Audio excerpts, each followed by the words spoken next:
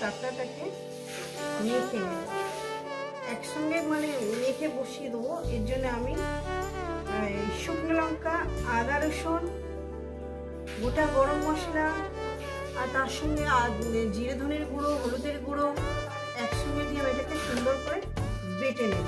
চলবে, এখানে নিয়ে নিচ্ছি, ফের দেখিয়ে দিচ্ছি আপনাদের। আদা রসুন, শুকনো লঙ্কা, গোটা গরম মশলা, হলুদের গুঁড়ো, জিরে ধনের গুঁড়ো, এটা বেটে নিয়ে আসছি।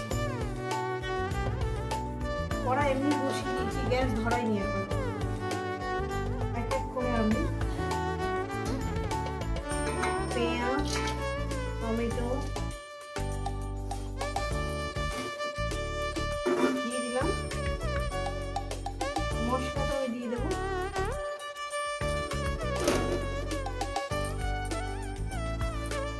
মশলা বাটি দেওয়ার জলটা আমি দেবো অল্প পরিমাণে। রেসিপিটা আপনাদের কেমন লাগছে অবশ্যই কিন্তু বলবেন। আর সুন্দরী চাকরা আপনারা এবার বানিয়ে খেয়ে দেখবেন।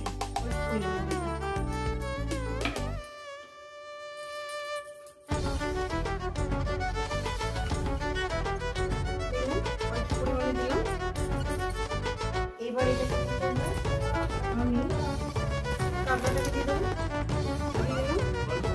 আমি কিন্তু এখন ধনে পাতাটা এখানে দেব না,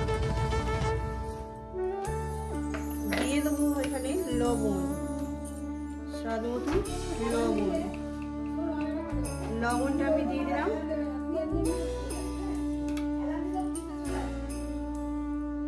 এরা এত জোরে কথা বলে বন্ধুরা, কি বলবো, আমার মা আর আমার ছেলে। দিয়ে দেবো এখানে লবণটা দিয়ে দিলাম। এবার দিয়ে দেবো পরিমাণ মতন তেল। তেল লাগে ঠিকই কথা, কিন্তু খেতে খুবই সুস্বাদু হয়। এই অল্পটুকু দিয়ে অনেকটা ভাত খাওয়া যায়। তেলটা আপনাদের পরিমাণ মতন দেবেন। দিলাম, আমি একটু ভাত দেবো না, হাতাটার সাহায্যে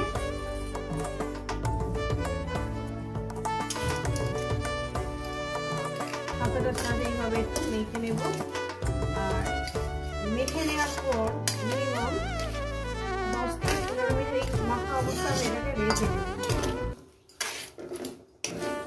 রান্নাটা কালকে একটা পিস রান্না করা হয়েছে, ভাজার মতন করা হয়েছে, খেতে খুব সুন্দর।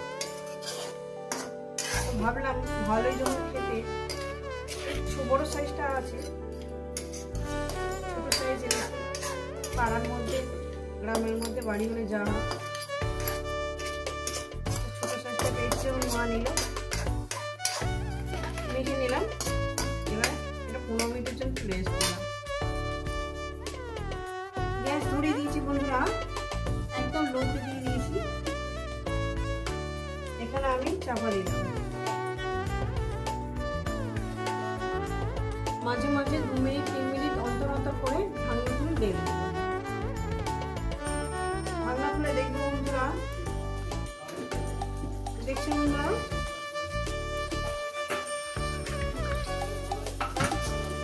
আস্তে আস্তে এটা হতে থাকবে। একটু উল্টি পাল্টিয়ে দেবো। জল আর দিতে লাগবে না, এই জলেই হয়ে যাবে। রেসিপিটা কেমন লাগছে অবশ্যই কিন্তু বলবেন।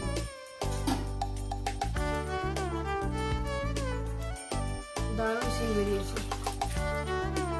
তো বন্ধুরা দেখুন, যেভাবে রান্না করছে আপনারা ঠিক সেভাবে রান্না করবেন, ভীষণই টেস্টি লাগবে। এখন কিছু হয়নি, এটা শুকনো শুকনো টাইপের চচ্চড়ির মতো হয়ে যাবে।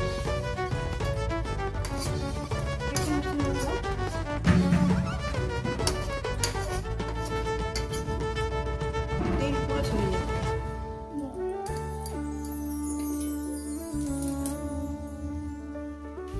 তো বন্ধুরা দেখতেই পাচ্ছেন আমি কিভাবে রান্নাটা করছি। আমি কিন্তু বাঁ হাতেই করছি, কিছু মনে করবেন না, যা হাত আমার প্রচন্ড ব্যথা। দেখতে পাচ্ছেন বন্ধুরা, আর দিয়ে দেবো এখানে ধনে পাতা। ধনে পাতাটা দাও এখানে।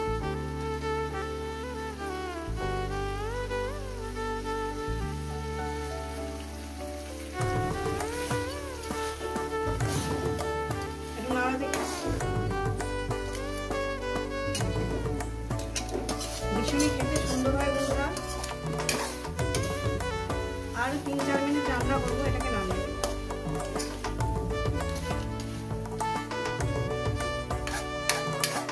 রান্না খুব সুন্দর পারি।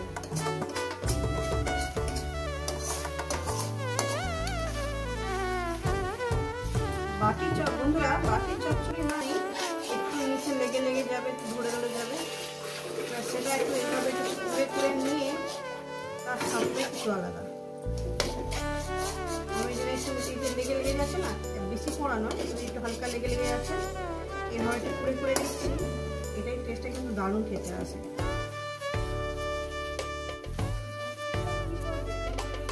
তো বন্ধুরা দেখুন, সাইড থেকে মানে চড়বড় করে তেল বেরোচ্ছে, দারুণ একটা ভাজা ভাজা সেন্ট বেরিয়ে গেছে। এই অল্পটুকু দিয়ে একটা দুটো কাঁকড়া দিয়ে অনেকটাই এক পুরো ভাত খাওয়া যাবে। কড়ার মধ্যেই রেখে দেবো, কড়া থেকে কাটিয়ে শর্টকাট দেবো, আর আমি কড়ার মধ্যে ভাত মেখে খাবো।